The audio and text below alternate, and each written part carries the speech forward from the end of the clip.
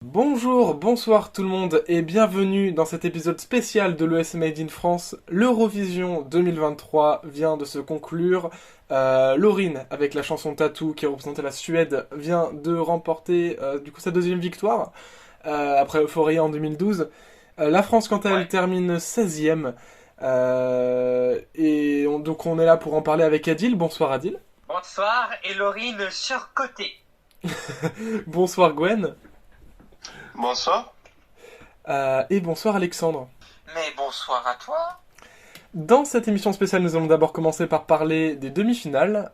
Ensuite, nous parlerons de tout ce qui concerne les interval acts. Ensuite, les performances en finale et bien évidemment les résultats. Mais tout d'abord, avec tout le podcast, donc même Mike et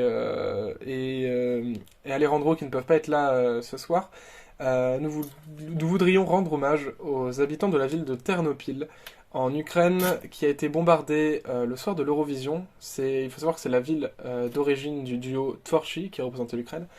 Donc toutes nos pensées vont aux familles et qui du coup ont été bombardées ce soir-là. On commence avec les demi-finales. Donc les résultats ont été dévoilés hier.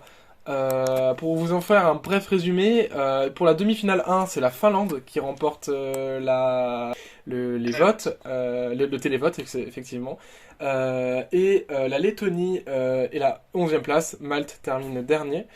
Et pour la demi-finale 2, c'est l'Australie qui a remporté le télévote et l'Islande qui a terminé 11e. Et Roumanie, Saint-Marin, on sait pas trop qui est dernier, faut voir avec le site. Alors selon le site de l'Eurovision, c'est la Roumanie qui serait dernière.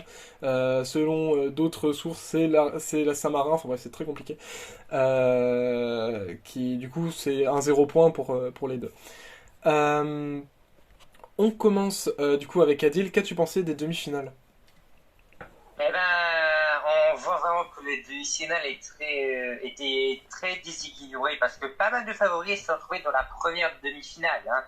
Et puis, quand je vois le score, je me dis résultat logique. Et la Suisse qui fait quand même 7e cette année, alors je pensais genre 9e, mais avec un nombre assez important de points.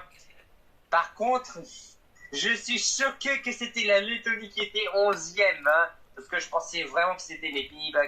Et je pensais même pas que c'était Samovi Sespava pour la Serbie qui était 10e à 3 points en plus. Je pense que j'étais pas prêt, j'aurais pas été prêt à perdre Luke Black mardi. Hein.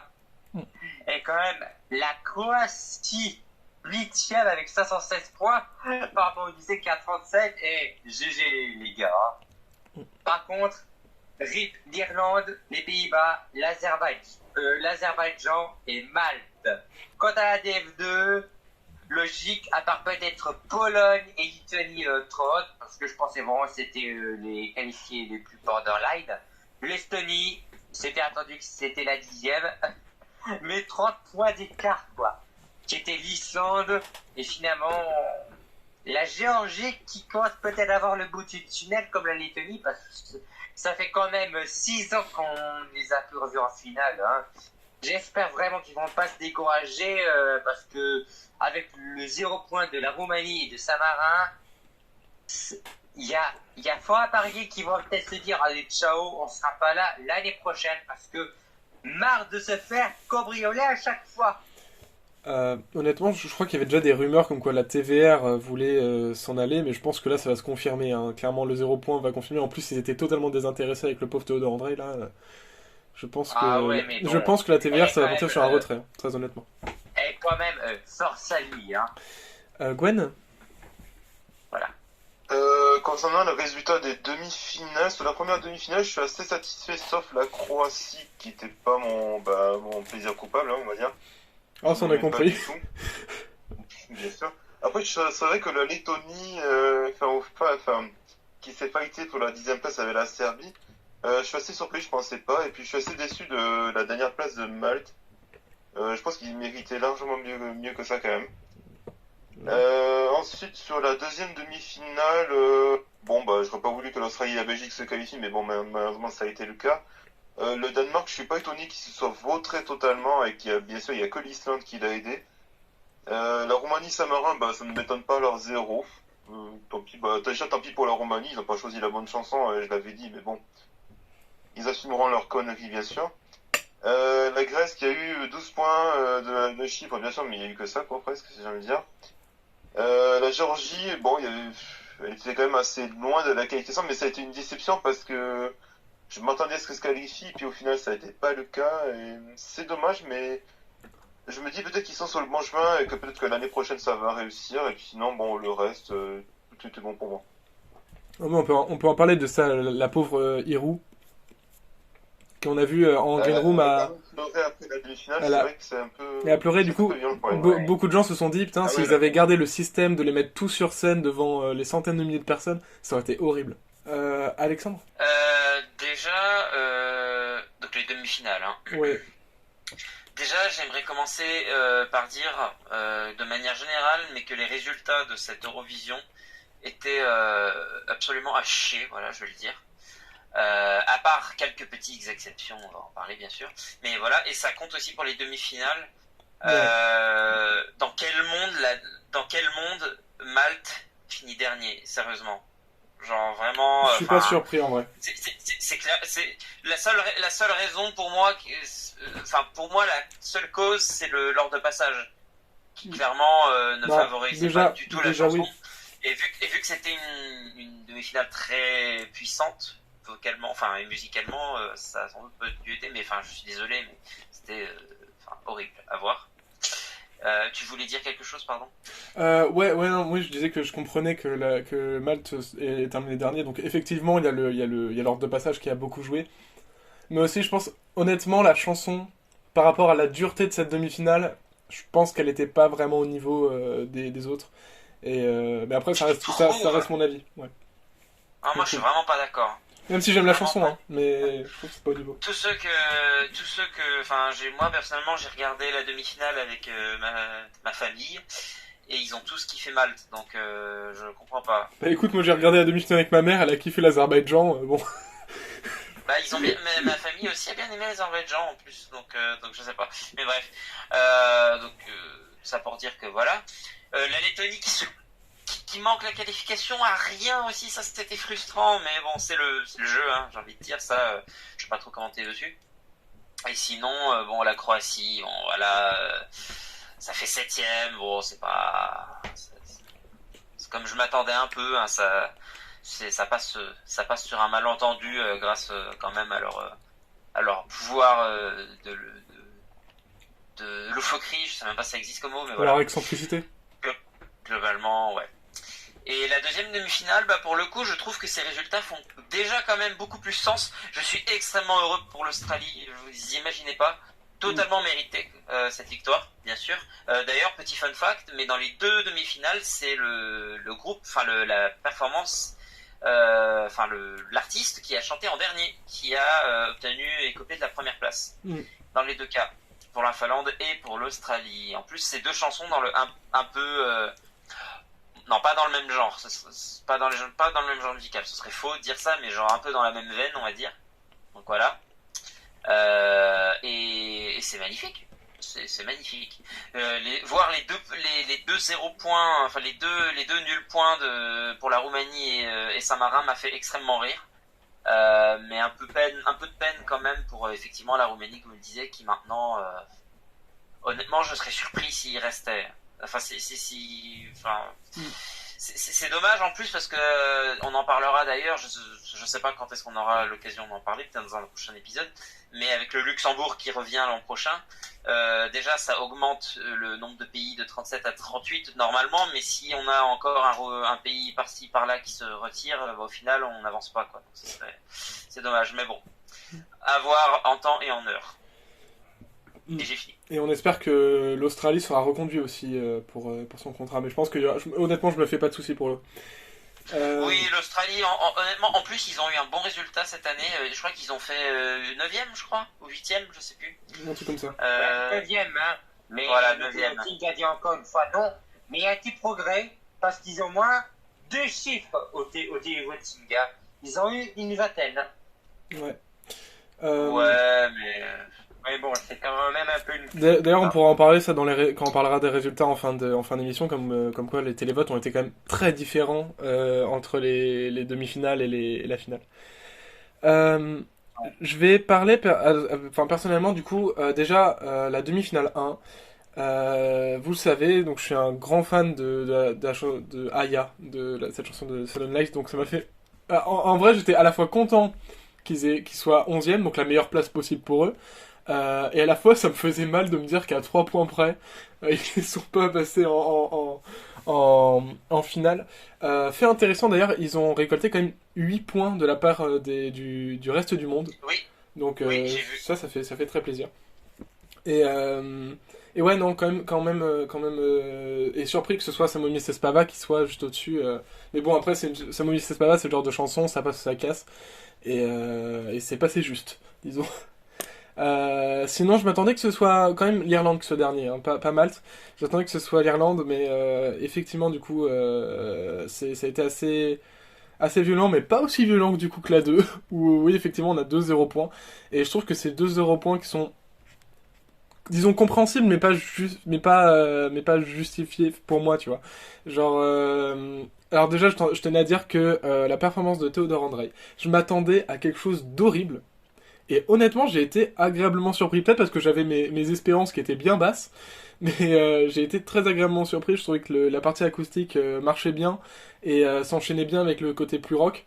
Donc franchement, je suis content de ce qu'il a fait pour un gosse de 18 ans qui a dû se démerder tout seul, quoi. Et aussi, du coup, Piquet Jax, un peu déçu quand même qu'ils aient le 0 point. Même si c'était un peu couru d'avance malheureusement. Mais au moins ils ont géré sur scène et ça je suis content. Il faut savoir que du coup on dit ouais du coup 2-0 points mais genre le Danemark littéralement s'il n'y avait pas l'Islande ce serait 0 aussi pour Breaking My Heart. La Grèce s'il n'y avait pas Chypre ce serait juste 2 points. Donc ça reste parce que c'est des votes plutôt de proximité disons. Donc ça reste surprenant quand même que, disons que je pense que ces deux demi-finales, je pense que c'était les plus faciles à prédire de l'histoire du concours, enfin de ce que j'ai vu en tout cas. Même si j'ai pas eu 10 sur 10 sur les deux, je pense que c'était quand même les plus faciles à prédire et enfin voilà, c'était plus prévisible quoi. Mais du coup, ouais, très surpris que Hiru se soit fait éliminer en tout cas. Je pense que c'était la grosse surprise et je suis vraiment déçu que la Géorgie enchaîne du coup ces non-qualifications. C'est tout ce qu'on avait à dire sur les demi-finales. On va passer tout de suite aux intervalactes. Les intervalactes, donc on a eu par exemple des drag queens en DF2, on a eu aussi des anciens participants en finale, on a eu les introductions avec Kalush Orchestra ou encore Sam Ryder qui est venu sur scène. Qu'en avons-nous pensé Gwen Moi, les intervalles acts cette année, j'ai trouvé ça peut-être plus intéressant que d'habitude. C'est vrai que l'année dernière, on restait complètement sur notre fin, c'était assez simple sans plus. J'avoue qu'avec les drag queens ou que ce soit même avec les anciens participants, j'ai trouvé ça beaucoup plus intéressant. Franchement, non, au contraire, je pense que le Royaume-Uni a réussi cette Eurovision de son côté, donc non, je suis assez satisfait de mon côté. J'ai pris beaucoup de plaisir à regarder ça, enfin à les voir de mon côté. Moi, effectivement, j'ai bien aimé qu'on ait un show de drag queen en DF2. C'est peut-être le truc qui m'a le plus marqué des intervalactes. Quoique, je dois dire qu'un Daddy Frère sur la scène de l'Eurovision, quel bonheur c'était de voir toutes ces têtes de Daddy Frère sur l'écran. Incroyable. Ouais, je pense que ça a été très bien géré cette année les intervalactes. Mahmoud chante extrêmement bien Imagine. Et non, vraiment, de bons intervalactes qui... En fait, j'ai pas vu le temps passer devant cet intervalacte. Et j'ai l'impression que quand l'Ukraine est impliquée dans les intervalactes, ça passe très vite. Genre en 2017 aussi, j'avais beaucoup aimé. Remember Onuka, groupe expérimental ukrainien, j'avais beaucoup aimé aussi en 2017. Donc vraiment On a bien été servi, je trouve, sur ce point-là. Voilà, donc ça c'était le petit point court sur les intervalles actes. Et maintenant on va passer à ce qui nous intéresse beaucoup, les prestations de la finale, pas les résultats, les prestations. Adil, qu'as-tu pensé des prestations? Eh ben, quasiment aucun ratage de mémoire. Mais il y en a une que j'ai pas aimée. C'est le Roi Inouï. Parce que c'est devenu une casserole en live et la mise en scène, merde, que j'ai pas du tout aimé. Hein. Donc malheureusement, l'avant-dernière place était logique.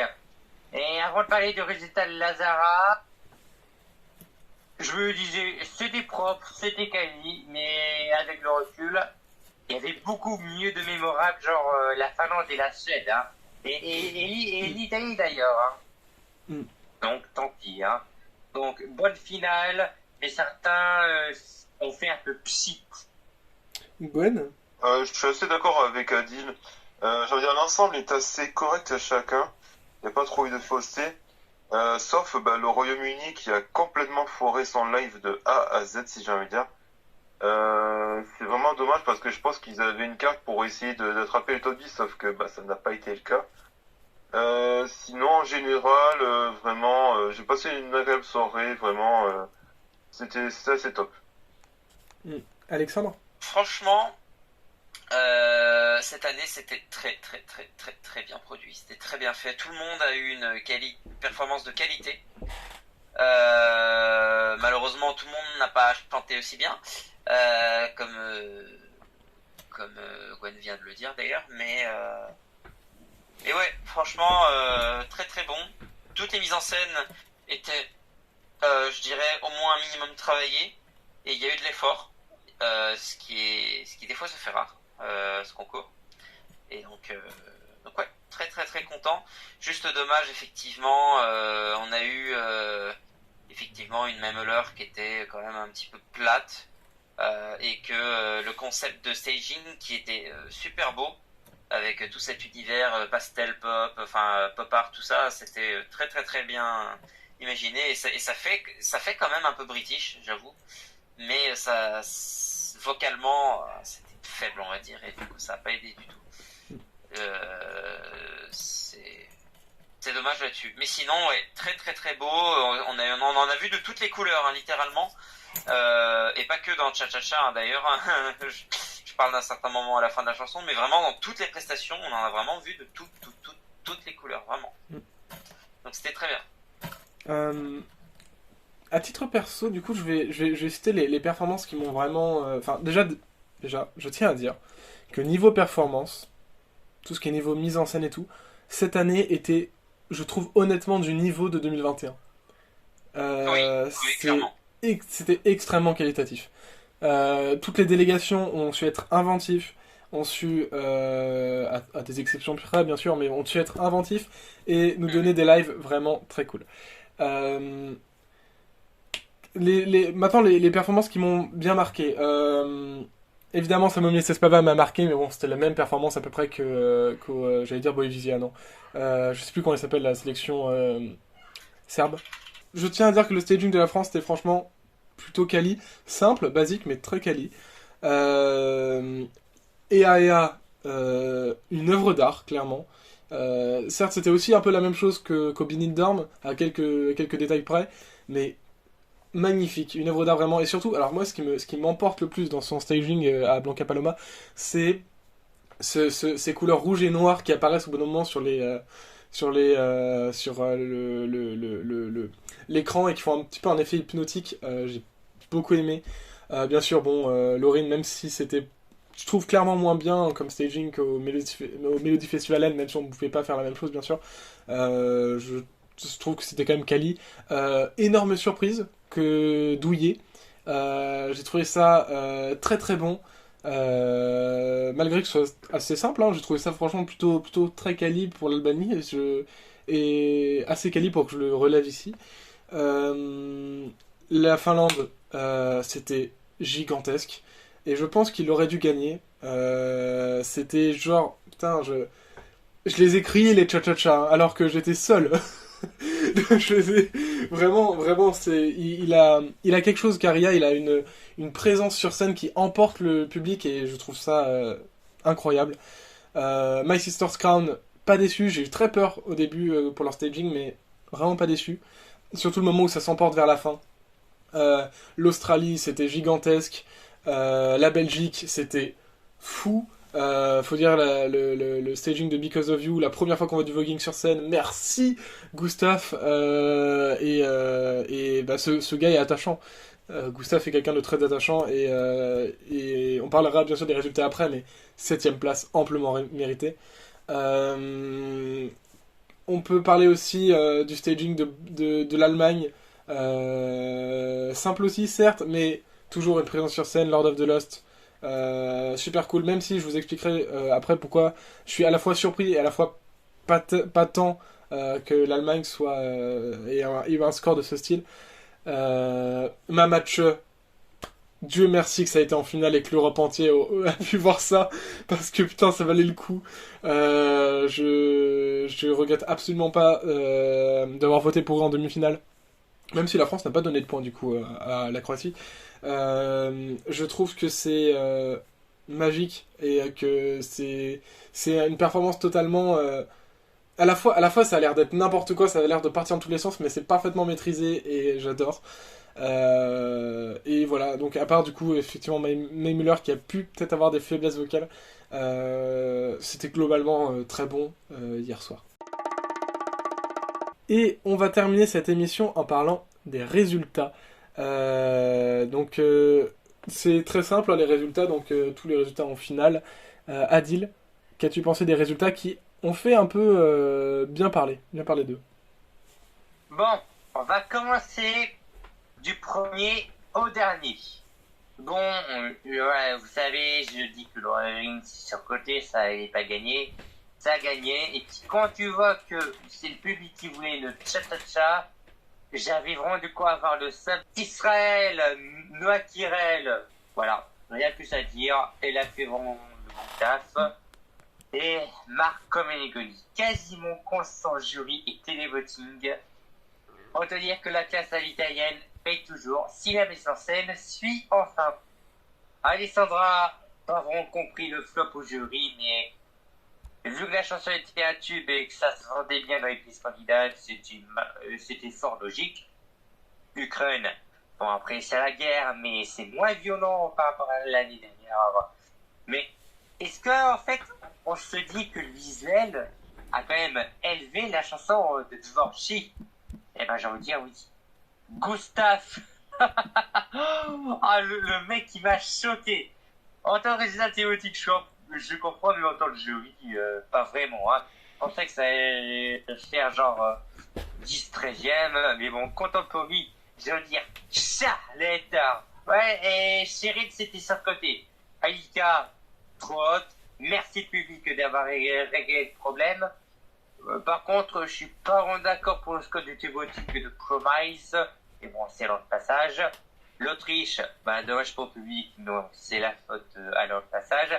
Et évidemment, là, on va se dire vraiment les choses en face. La chanson est sympa.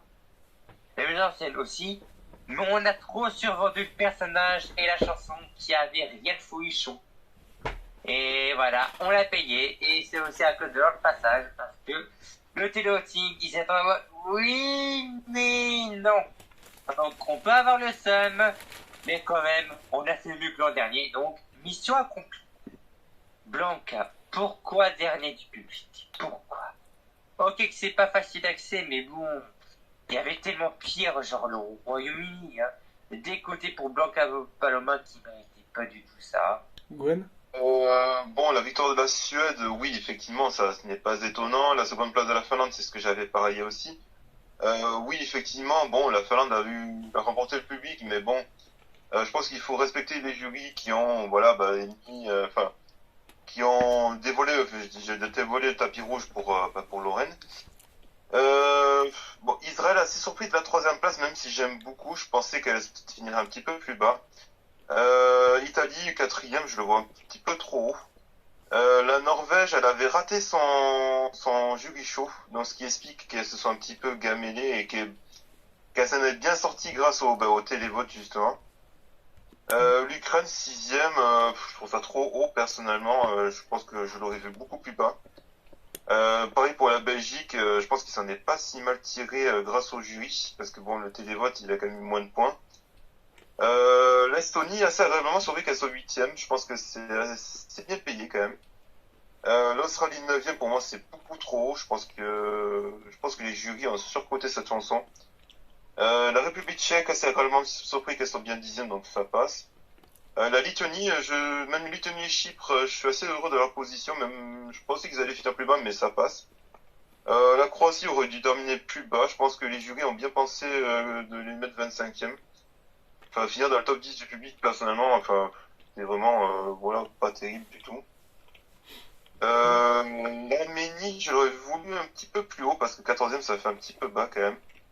Pareil pour l'Autriche, c'est un petit peu bas aussi, mais bon, passer en premier, c'est pas évident non plus. La France, bon, bah, on n'a pas réussi, c'est comme ça. Je pense qu'on reviendra peut-être plus tard par rapport à sa chanson.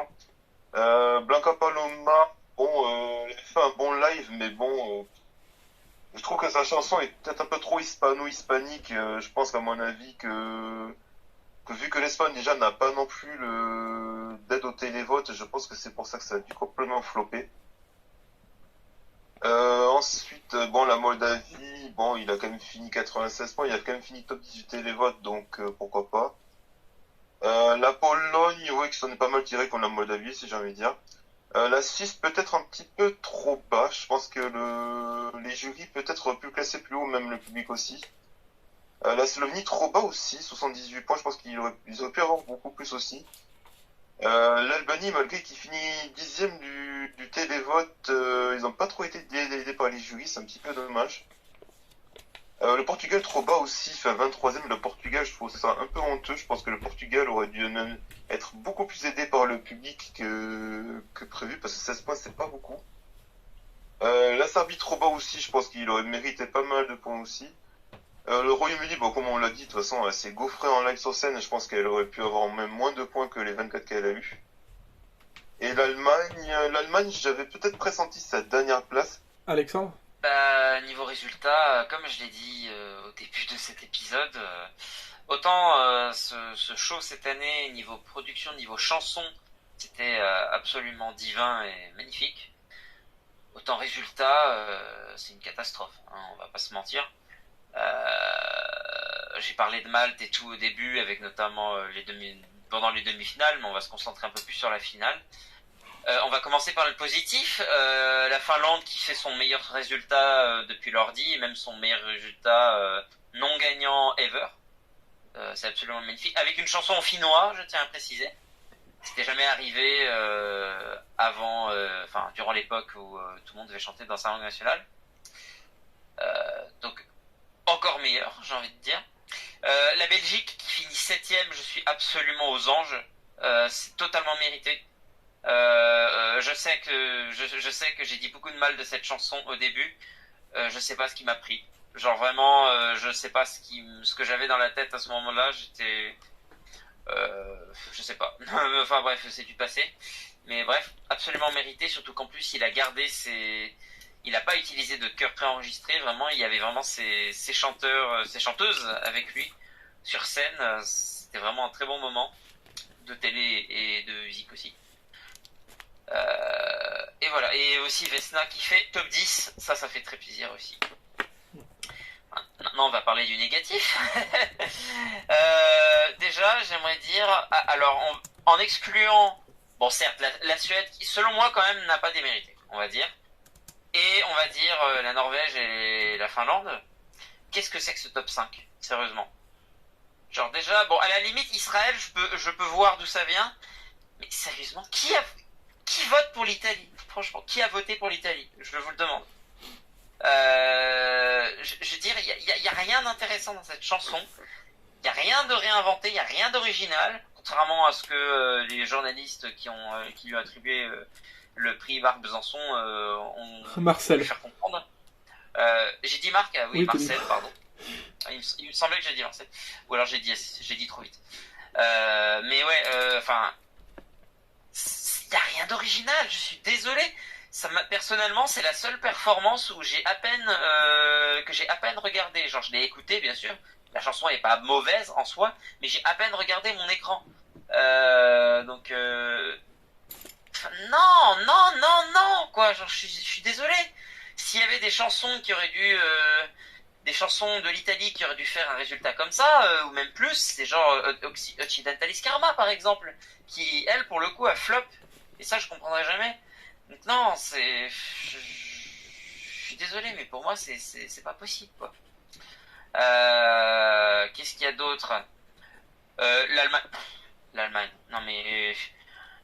Je suis désolé, mais en fait, je pense que le problème avec l'Allemagne, c'est même pas que les chansons soient mauvaises ou quoi, c'est qu'en fait, il y a un manque de confiance des viewers, enfin des spectateurs, qui doivent peut-être se dire ah mais oui mais ça c'est l'Allemagne, oui mais personne va voter, on va pas leur donner de points donc du coup je vais pas voter pour eux parce que j'ai juste perdre de l'argent.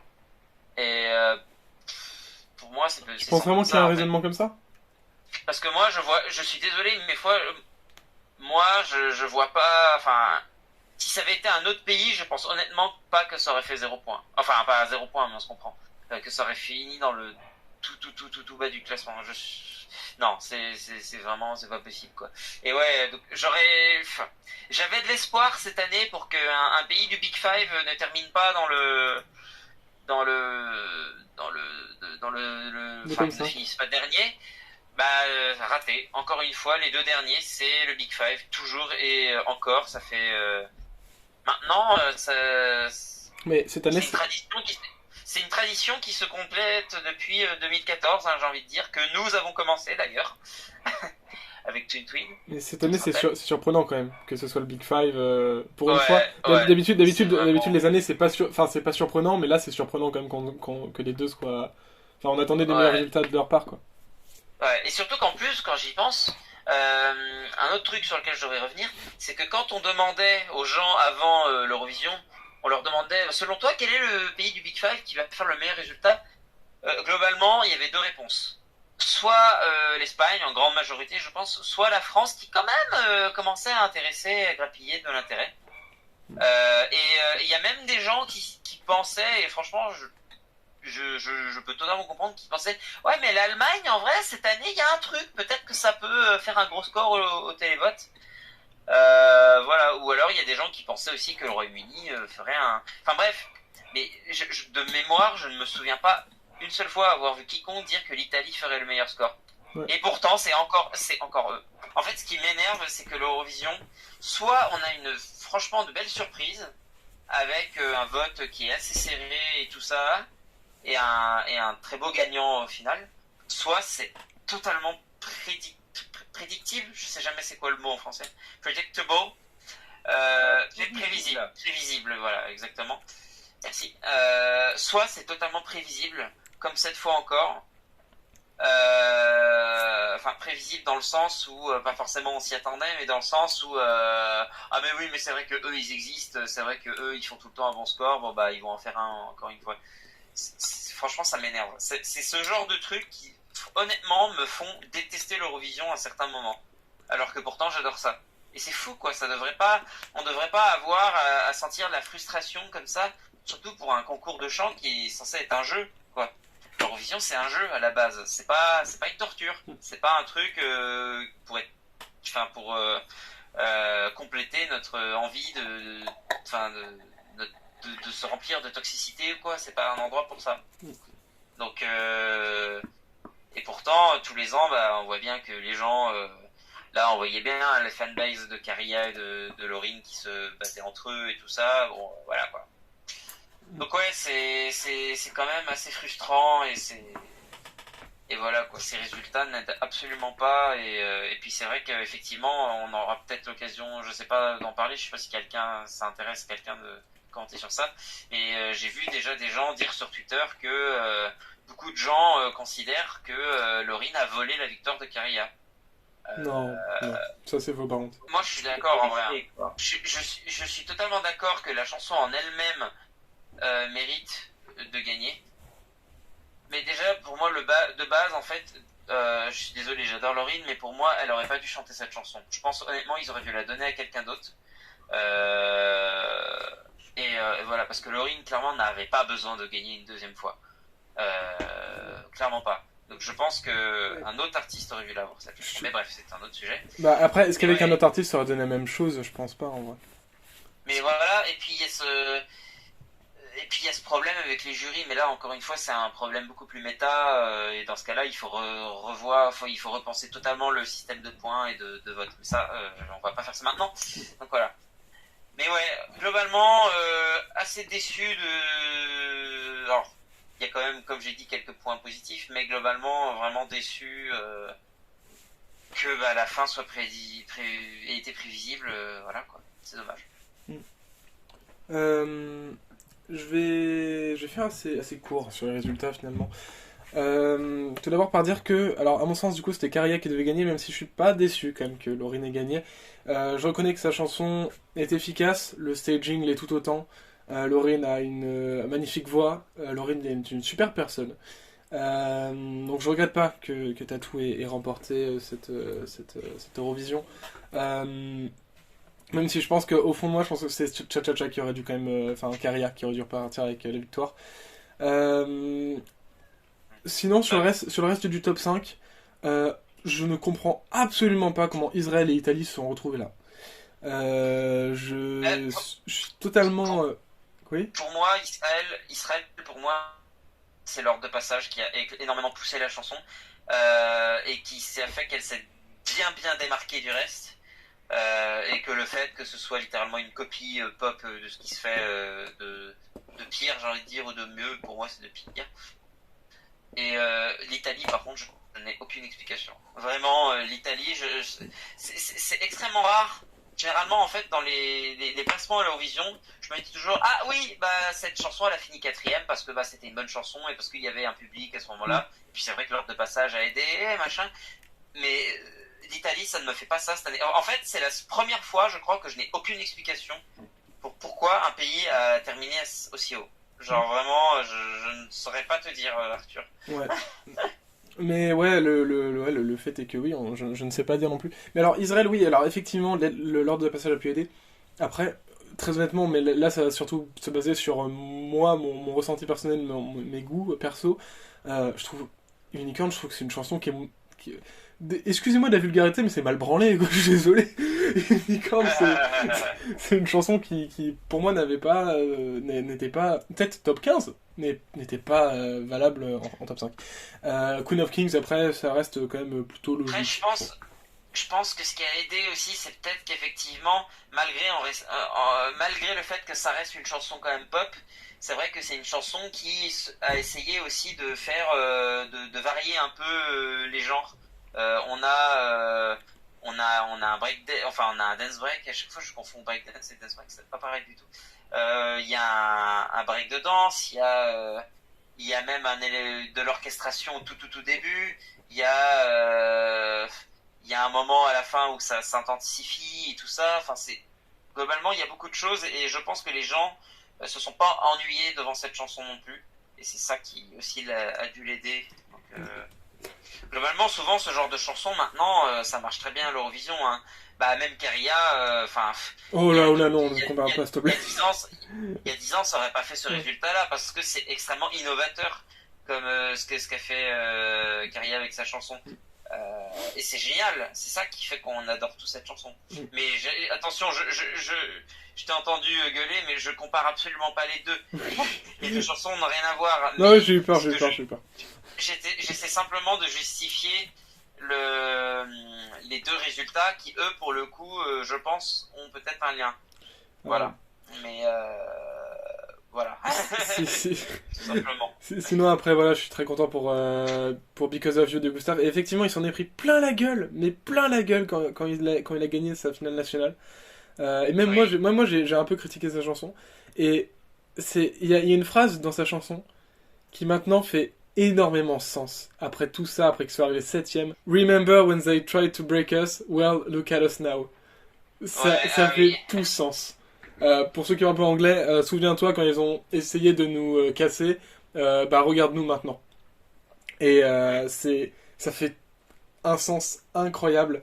Et j'adore Gustave. Voilà, je pense que je vais continuer à suivre ce gars parce que ça, c'est. Je suis trop content en fait, sa success story est géniale. Je continuerai pour dire que l'Australie 9ème, ça fait extrêmement plaisir, même s'ils sont un peu douillés niveau télévote. Ça fait extrêmement plaisir. Et Estonie, 8ème place, je m'y attendais pas du tout. La République tchèque, c'est bien joué aussi, mérité. Lituanie et Chypre, qui se retrouvent aussi haut. Ça, par contre, ça m'a étonné. Parce que je pense pas que c'est des chansons qui se démarqueraient autant. Faut croire que si. Le Let 3 qui termine, je sais plus combien du public, ils ont terminé dans le top 10 du public, je crois. Oui, 9ème. Ouais, c'est incroyable, ce passage en force sur la fin. Je dois dire, alors je parlerai évidemment juste à la fin. Extrêmement outré que EAEA n'ait eu que 5 points au télévote. Dernier au télévote. Oui, ça j'ai oublié de le préciser, mais oui, on est d'accord. À la fois je suis pas surpris, mais à la fois, putain, aussi peu. J'étais vraiment étonné. Dans l'autre sens, que fout la Pologne avec 81 points du public? Ça, c'était. Ça aussi. C'était même 3ème de sa demi-finale. Inexplicable. Je terminerai avant de parler de la France du coup. Bien évidemment du coup sur l'Allemagne, Blood and Glitter, qui termine dernier. J'étais totalement atterré. Je m'attendais à ce qu'il fasse pas un gros résultat, mais de là à être dernier, ça m'a vraiment. Je me suis dit voilà, mais que doit faire l'Allemagne en fait pour sortir de la dernière place? Je ne sais pas. Ils essayent tout, ils n'y arrivent pas. Peut-être que c'est qu'une question de circonstances, mais c'est. Et du coup en fait, il y a une amie qui a regardé l'Eurovision en même temps et qui est fan de groupes de métal et tout, et elle connaissait déjà Lord of the Lost.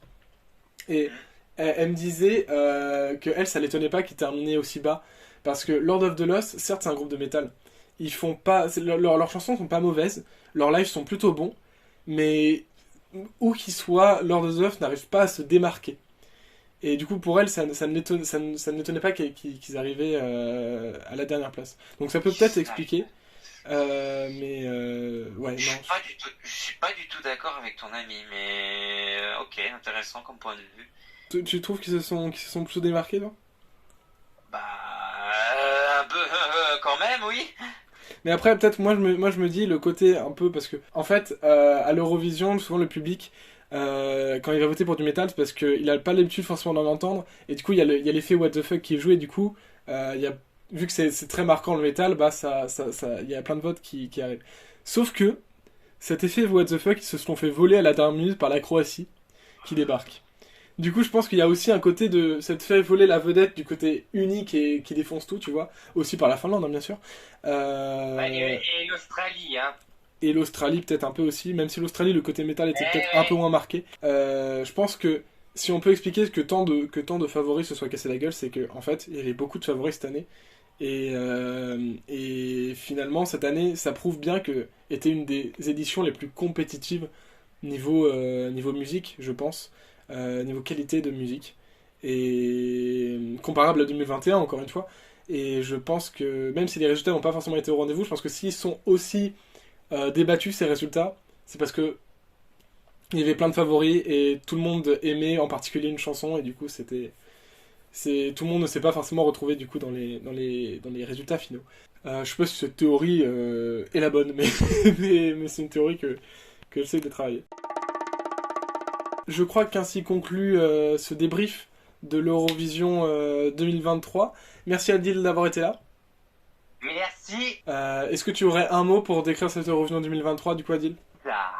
Bizarre. J'ai Merci. pensé au même. Merci Gwen du coup. Merci beaucoup. Un mot pour décrire cette Eurovision? Je dirais plaisir. Plaisir. Merci Alexandre. Mais de rien, merci à toi Arthur. Est-ce que tu as un mot? Coloré. Coloré, merci. Coloré en émotions et en beaucoup de sentiments partagés et divers. Donc coloré, vraiment. Ouais. Et merci Arthur, merci beaucoup. Euh, et moi, mon mot pour décrire cette Eurovision 2023, ça serait plutôt... Je sais pas, en fait, je suis d'accord avec tous les mots que vous avez dit. C'est pour ça que je pense qu'en dernier mot, je dirais Aya.